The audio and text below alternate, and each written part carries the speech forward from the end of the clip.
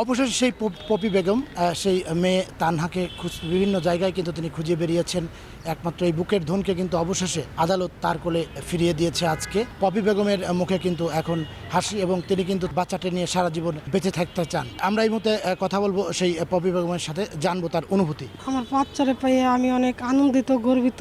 আমার সন্তানটাকে আমার কাছে ফিরিয়ে দিয়েছে আদালত, তার আমার তরফ থেকে অনেক অনেক ধন্যবাদ। আমার তরফ থেকে সময় চ্যানেলের অনেক ধন্যবাদ, কারণ র্যাব ভাইরাও আমার খুব সহযোগিতা করছে। তারাই আমার বাচ্চাটা উদ্ধার করে দিছে, যার কাছে বিক্রি করছিল আমার স্বামী, যারা আমার সন্তানরে আমার কাছ থেকে কাইড়ে নিছে, বিক্রি করে দিছে সন্তানের বাবা, তার জন্য কঠোরতম শাস্তি হয়। আদালত জুনিয়ের শাস্তির ব্যবস্থা নেয়। 2022 সালের 28শে জানুয়ারি গোপালগঞ্জ জেলার মুকসেদপুর উপজেলার বোয়ালিয়া গ্রামের পপি বেগমের সাথে ফরিদপুরের নগরকান্দা উপজেলার ফুলসুতি ইউনিয়নের রামপাশা গ্রামের কায়ুম বিশ্বাসের বিয়ে হয়। বিয়ের পর থেকেই তিনি নানাভাবে নির্যাতন চালাতেন এই পপি বেগমের উপর।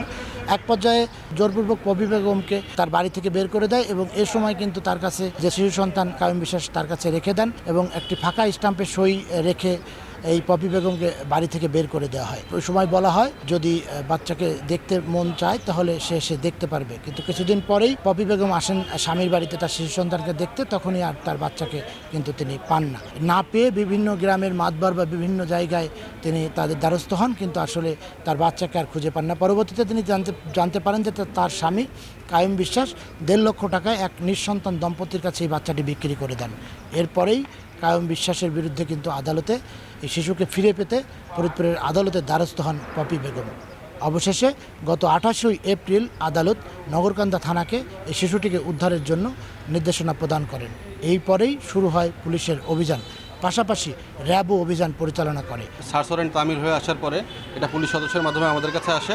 আমরা যেহেতু বাচ্চাটা দুধের বাচ্চা, তো মায়ের জিম্মায় প্রদান করি। ধার্য তারিখ পর্যন্ত মায়ের জিম্মায় থাকবে, তারপর ধার্য তারিখে কোর্ট হবে, তখন চূড়ান্ত সিদ্ধান্ত হবে। বাদী পপি বেগম দীর্ঘদিন যাবৎ সে দাঁড়া দাঁড়িয়ে ঘুরে বেড়াইছে তার সন্তানের জন্য, কিন্তু অবশেষে বিজ্ঞ আদালতের আদেশ কর্মে র্যাব তার বাচ্চাকে উদ্ধার করে বিজ্ঞ আদালতে সোপর্দ করছে এবং এখান থেকে বিজ্ঞ আদালত ন্যায় বিচার প্রতিষ্ঠার স্বার্থে তার শিশু সন্তান ভিকটিম তানহা আক্তারকে তার মায়ের জিম্মে দিয়েছেন।